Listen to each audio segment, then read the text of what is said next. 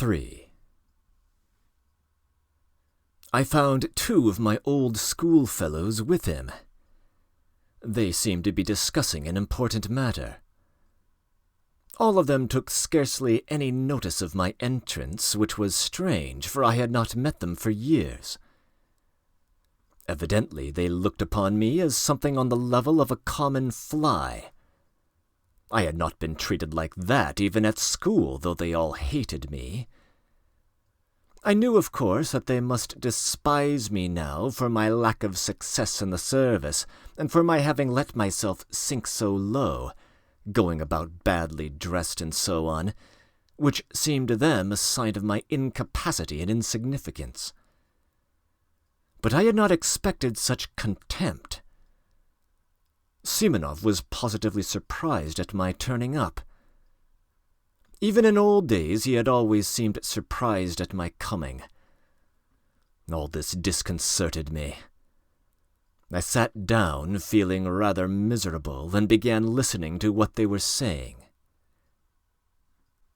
They were engaged in warm and earnest conversation about a farewell dinner which they wanted to arrange for the next day to a comrade of theirs called II.III., an officer in the army who was going away to a distant province. This II.III. had been all the time at school with me too. I had begun to hate him, particularly in the upper forms. In the lower forms he had simply been a pretty, playful boy whom everybody liked. I had hated him, however, even in the lower forms, just because he was a pretty and playful boy. He was always bad at his lessons and got worse and worse as he went on. However, he left with a good certificate as he had powerful interest. During his last year at school, he came in for an estate of 200 serfs, and as almost all of us were poor, he took up a swaggering tone among us. He was vulgar in the extreme, but at the same time he was a good-natured fellow, even in his swaggering. In spite of superficial, fantastic, and sham notions of honor and dignity, all but very few of us positively grovelled before II.III., and the more so, the more he swaggered. And it was not from any interested motive that they grovelled, but simply because he had been favoured by the gifts of nature. Moreover, it was, as it were, an accepted idea among us that II.III. was a specialist in regard to tact and the social graces. This last fact particularly infuriated me. I hated the abrupt, self-confident tone of his voice, his admiration of his own witticisms, which were often frightfully stupid, though he was bold in his language. I hated his handsome but stupid face, for which I would, however, have gladly exchanged my intelligent one, and the free and easy military manners in fashion in the 40s. I hated the way in which he used to talk of his future conquests of women. He did not venture to begin his attack upon women until he had the epaulets of an officer, and was looking forward to them with impatience, and boasted of the duels he would constantly be fighting. I remember how I, invariably so taciturn, suddenly fastened upon II.III., when one day, talking at a leisure moment with his schoolfellows of his future relations with the fair sex, and growing as sportive as a puppy in the sun, he all at once declared that he would not leave a single village girl on his estate unnoticed, that was his droit de seigneur, and that if the peasants dared to protest, he would have them all flogged and double the tax on them, the bearded rascals. Our servile rabble applauded, but I attacked him, not from compassion for the girls and their fathers, but simply because they were applauding such an insect. I got the better of him on that occasion, but though II.III. was stupid, he was lively and impudent, and so laughed it off, and in such a way that my victory was not really complete. The laugh was on his side. He got the better of me on several occasions afterwards, but without malice, jestingly, casually. I remained angrily and contemptuously silent and would not answer him. When we left school, he made advances to me. I did not rebuff them, for I was flattered, but we soon parted, and quite naturally. Afterwards I heard of his barrack-room success as a lieutenant, and of his carousing. Then there came other rumors of his successes in the service. By then he had taken to cutting me in the street, and I suspected that he was afraid of compromising himself by greeting a personage as insignificant as me. I saw him once in the theatre, in the third tier of boxes. By then he was wearing aglets. He was twisting and twirling about, ingratiating himself with the daughters of an ancient general. In 3 years he had gone off considerably, though he was still rather handsome and adroit. One could see that by the time he was 30 he would be corpulent. So it was to this Tverkov that my schoolfellows were going to give a dinner on his departure. They had kept up with him for those 3 years, though privately they did not consider themselves on an equal footing with him. I am convinced of that. Of Simenov's 2 visitors, one was Ferfitchkin, a Russianized German, a little fellow with the face of a monkey, a blockhead who was always deriding everyone, a very bitter enemy of mine from our days in the lower forms, a vulgar, impudent, swaggering fellow who affected a most sensitive feeling of personal honor, though, of course, he was a wretched little coward at heart. He was one of those worshippers of Tverkov who made up to the latter from interested motives, and often borrowed money from him. Simenov's other visitor, II.III., was a person in no way remarkable. A tall young fellow in the army, with a cold face, fairly honest, though he worshipped success of every sort, and was only capable of thinking of promotion. He was some sort of distant relation of Tverkov's, and this, foolish as it seems, gave him a certain importance among us. He always thought me of no consequence whatever. His behavior to me, though not quite courteous, was tolerable. "Well, with 7 roubles each," said II.III., 21 roubles between the 3 of us, we ought to be able to get a good dinner. Tverkov, of course, won't pay." "Of course not, since we are inviting him," Simenov decided. "Can you imagine?" Ferfitchkin interrupted hotly and conceitedly, like some insolent flunkey boasting of his master the general's decorations. "Can you imagine that Tverkov will let us pay alone?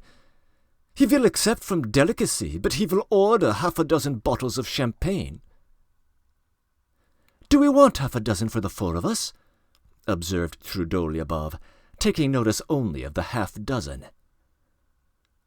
"So the 3 of us, with Tverkov for the 4th, 21 roubles at the Hôtel de Paris at 5 o'clock tomorrow," Simenov, who had been asked to make the arrangements, concluded finally.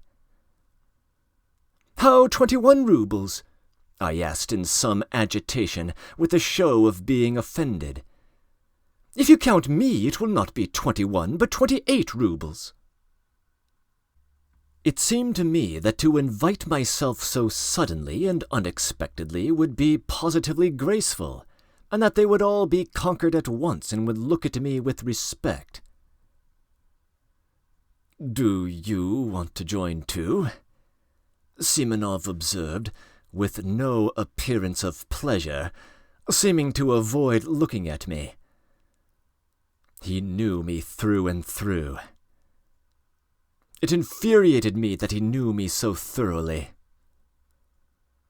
"Why not?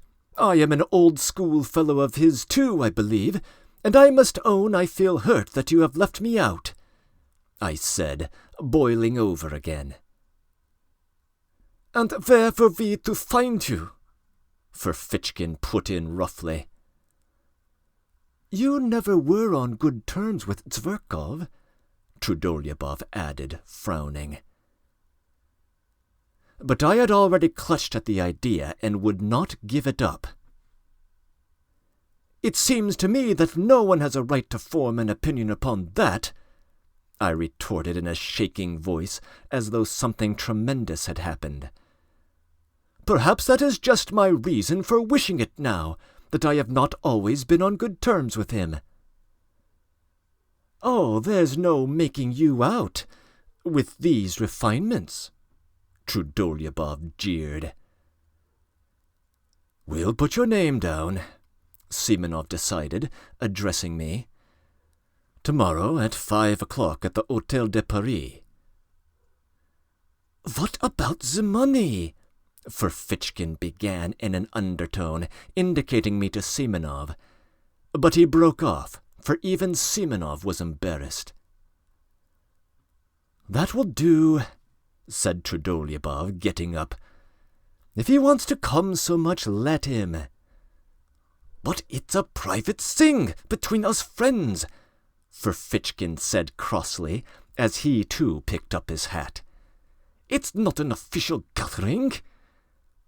"We do not want it all, perhaps." They went away. Ferfitchkin did not greet me in any way as he went out. Trudolyubov barely nodded. Simenov, with whom I was left tete-a-tete, was in a state of vexation and perplexity, and looked at me queerly. He did not sit down, and did not ask me to. Yes, tomorrow, then. Will you pay your subscription now? I just ask so as to know." He muttered in embarrassment. I flushed crimson, and as I did so I remembered that I had owed Simenov 15 rubles for ages, which I had indeed never forgotten, though I had not paid it. "You will understand, Simenov, that I could have no idea when I came here. I am very much vexed that I have forgotten." All right, that doesn't matter. You can pay tomorrow after the dinner. I simply wanted to know. Please don't." He broke off and began pacing the room, still more vexed. As he walked, he began to stamp with his heels. "Am I keeping you?" I asked after 2 minutes of silence. "Oh," he said, starting. "That is, to be truthful, yes. I have to go and see someone, not far from here," he added in an apologetic voice, somewhat abashed. "My goodness, why didn't you say so?" I cried, seizing my cap with an astonishingly free and easy air, which was the last thing I should have expected of myself. "It's close by, not 2 paces away," Simenov repeated, accompanying me to the front door with a fussy air which did not suit him at all.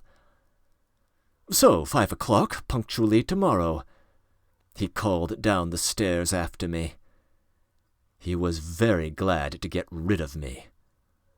I was in a fury.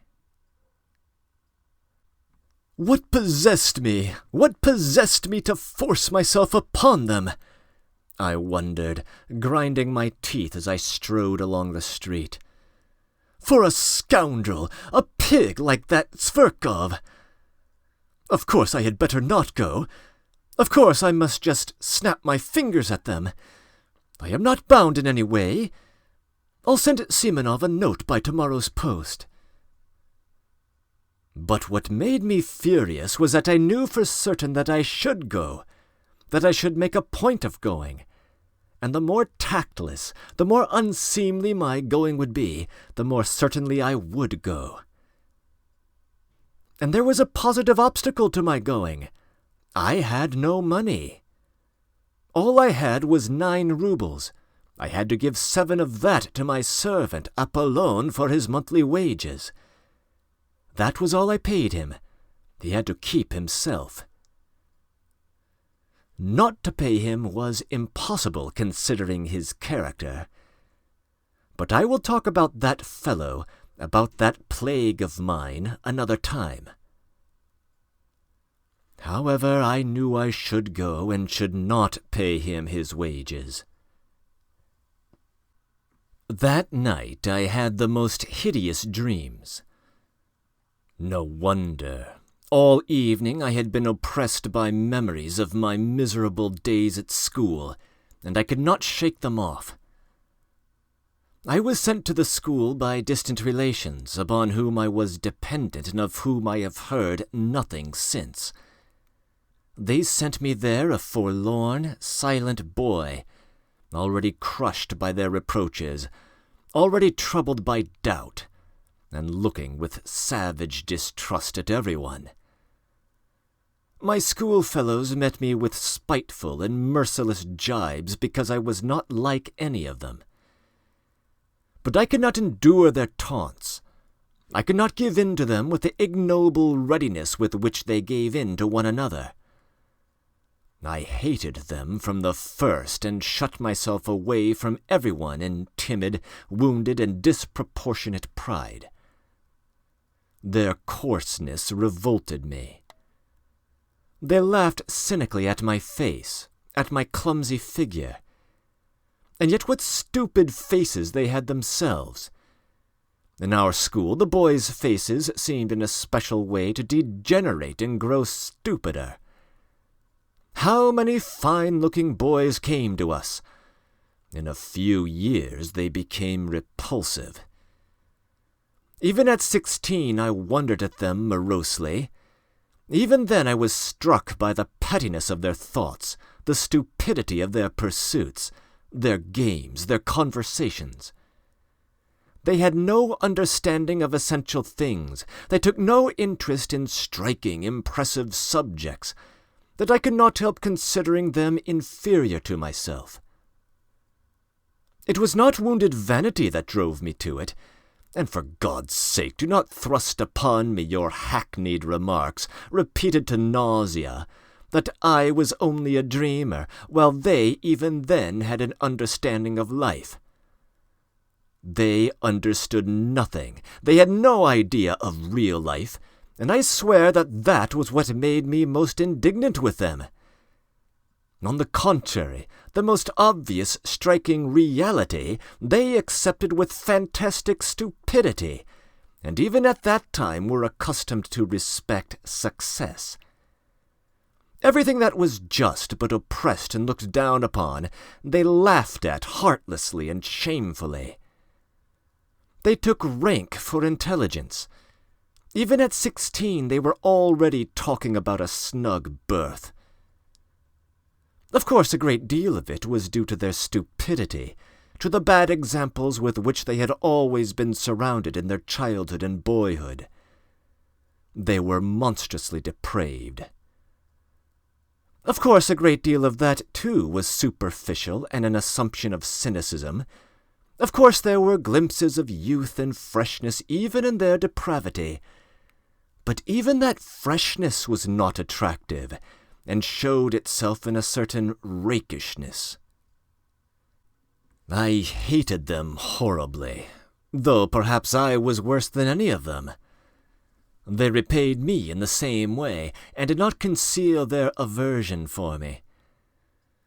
But by then I did not desire their affection. On the contrary, I continually longed for their humiliation. To escape from their derision, I purposely began to make all the progress I could with my studies, and forced my way to the very top. This impressed them. Moreover, they all began by degrees to grasp that I had already read books none of them could read, and understood things, not forming part of our school curriculum, of which they had not even heard.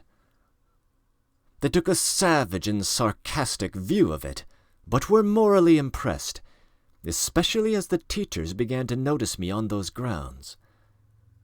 The mockery ceased, but the hostility remained, and cold and strained relations became permanent between us. In the end, I could not put up with it. With years, a craving for society, for friends, developed in me. I attempted to get on friendly terms with some of my schoolfellows, but somehow or other my intimacy with them was always strained and soon ended of itself.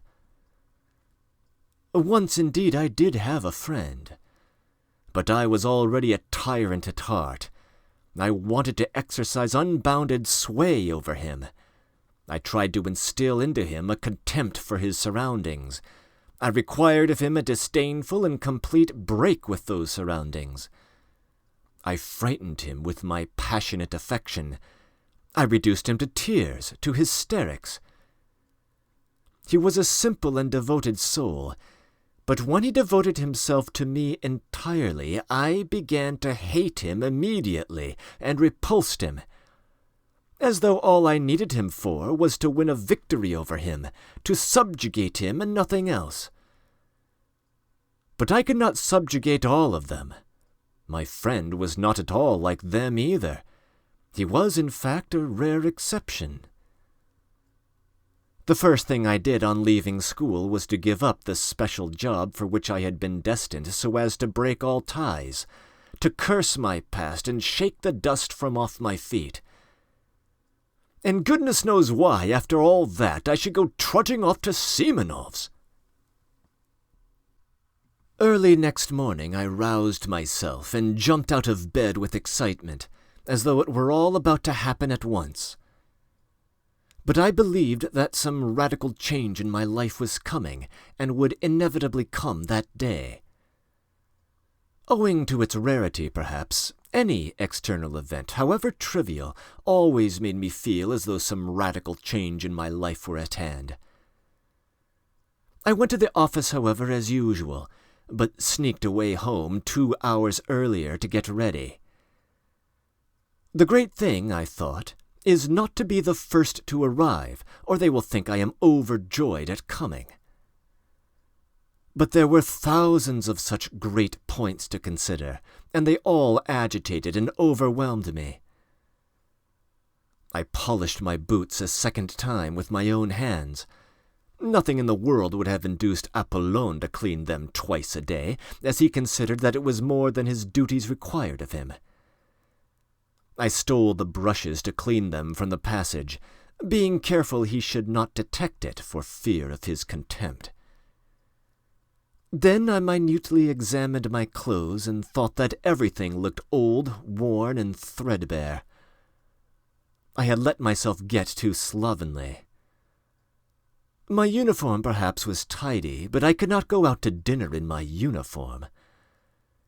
The worst of it was that on the knee of my trousers was a big yellow stain. I had a foreboding that that stain would deprive me of 9/10 of my personal dignity. I knew, too, that it was very poor to think so. But this is no time for thinking. Now I am in for the real thing, I thought, and my heart sank. I knew, too, perfectly well even then, that I was monstrously exaggerating the facts. But how could I help it? I could not control myself and was already shaking with fever. With despair I pictured to myself how coldly and disdainfully that scoundrel Tverkov would meet me. With what dull-witted, invincible contempt the blockhead Trudolyubov would look at me. With what impudent rudeness the insect Ferfitchkin would snigger at me in order to curry favor with Tverkov. How completely Simenov would take it all in, and how he would despise me for the abjectness of my vanity and lack of spirit. And, worst of all, how paltry, unliterary, commonplace it would all be. Of course, the best thing would be not to go at all. But that was most impossible of all. If I feel impelled to do anything, I seem to be pitchforked into it. I should have jeered at myself ever afterwards. So you turn coward. Faced with reality, you turn coward. Turn coward. On the contrary, I passionately longed to show all that rabble that I was by no means such a coward as I seemed to myself. What is more, even in the acutest paroxysm of this cowardly fever, I dreamed of getting the upper hand, of dominating them, carrying them away, making them like me, if only for my elevation of thought and unmistakable wit. They would abandon Zverkov. He would sit on one side, silent and ashamed, while I should crush him.